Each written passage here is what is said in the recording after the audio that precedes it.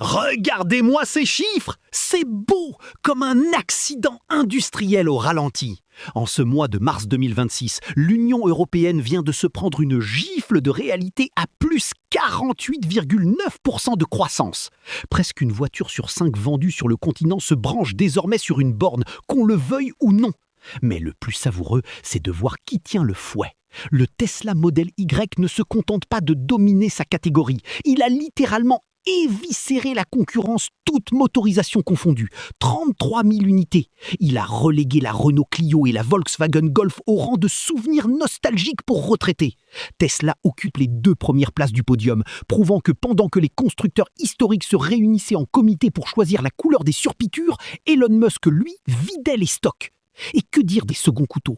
On voit apparaître des noms comme la Skoda Elroq qui explose de 145%. Pourquoi? Parce que c'est une Volkswagen, mais en moins cher et mieux fini. C'est le cannibalisme interne à son apogée.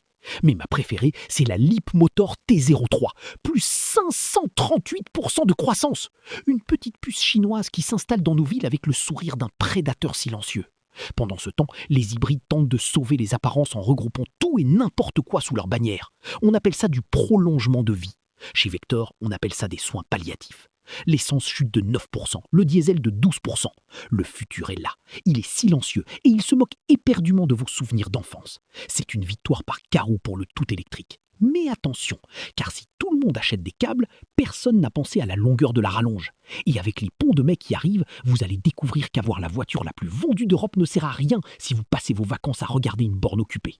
Vector, plein gaz sur une débâcle qui se compte en kilowatts.